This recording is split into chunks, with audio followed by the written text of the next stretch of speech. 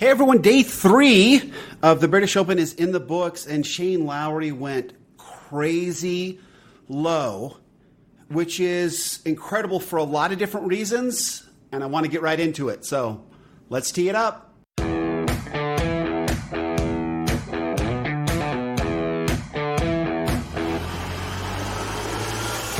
Welcome to Data Access Golf, your home for rapid golf improvement.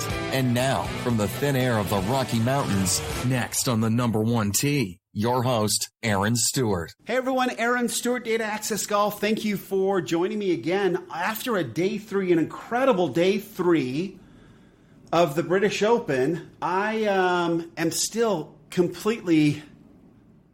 I can't believe what I just saw, right? I mean, that was an amazing round of golf. Shane Lowry, as you know, Irishman, which is truly wonderful, especially when you know the history of Northern Ireland and Ireland. My mother's side of the family is Irish, so I know a little bit about it. This is amazing to see everybody there who is from the island of Ireland, North Ireland and Ireland, cheering Shane Lowry is truly amazing. And I don't think anybody quite understood. So Shane Lowry, anybody who grows up in the, on that side of the pond, right, over in Europe, this is their championship. To an American, the British Open, it's obvious, it's a major and it's obviously special, but there's probably argument for any of us that have grown up in the United States that we would rather win, the 3 over here, and the British Open would be, nice, but it's not the one that we're probably after the most, right? You're looking at U.S. Open, Masters, and the PGA, and that kind of being where we would be most interested in winning those, and that's just kind of how we're brought up. When I grew up, and you always think about making the winning putt, it was always for one of those 3. It was never for the British Open.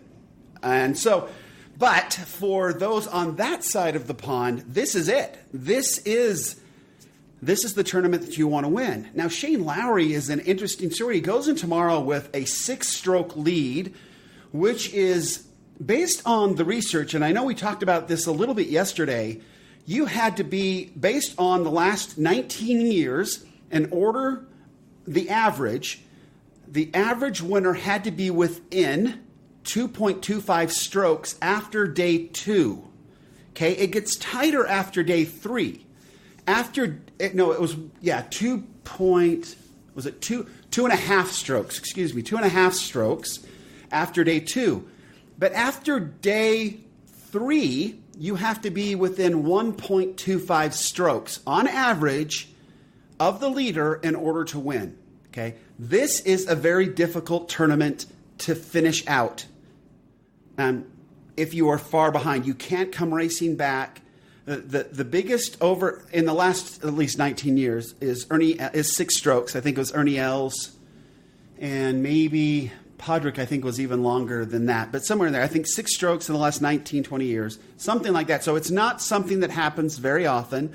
Normally, it's sort of like a Henrik Stenson, Phil Mickelson head-to-head sort of a thing where, the leaders fight it out and everybody else, there's no way for them to come up and make anything happen.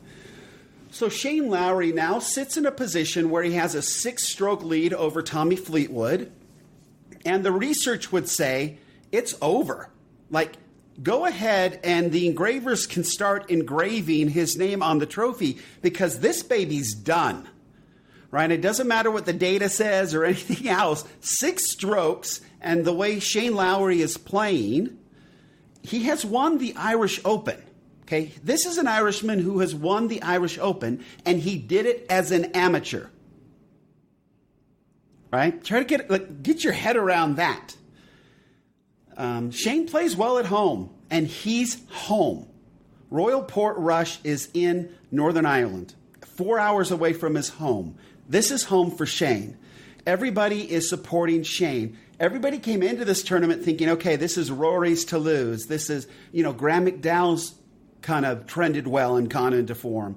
But nobody was talking about Shane Lowry. And frankly, if you look at his record over this year, it hasn't been that impressive.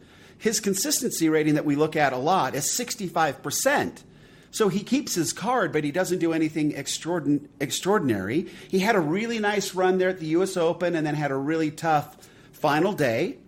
And I guess that's always possible, but I doubt it. He is Irish in Ireland, playing near home, and he does well there. I expect him to win this thing easily tomorrow. And based on the data, it's not very hard, right? So... but anyway, there was something, as I was going in and looking at and trying to put all that data together, there's something fascinating about Shane Lowry and what he's doing, because he came into this thing with quite low confidence in himself and in his performance in the British Open, which is interesting because this is where, right, this is their championship. Well, get this. The last time Shane Lowry made a cut at the British Open was at Royal Liverpool in 2014, where he finished tied 9th. Okay? That's it. He missed the cut at St. Andrews in 2015. He missed the cut. Okay? 73-72 missed cut at St. Andrews in 2015. 78-71 missed the cut Royal Troon 2016. 72-78 missed the cut Royal Birkdale 2017. 74-73 missed the cut Carnoustie 2018. This is the biggest major for Shane Lowry and anybody who's grown up in Europe. This is it. And what did he do today? He went out and basically won the tournament. He throws down a new course record of 63, replacing Rory McIlroy's 65 of yesterday. And he completely blows the field away. It's not like anybody was playing poorly. Brooks Koepka hung in there. I thought Tommy Fleetwood played actually quite remarkable. And they were lapped by a 63 and Shane Lowry. It's such a cool story. I'm excited for him. I can't imagine him not... He's got to win this thing, right?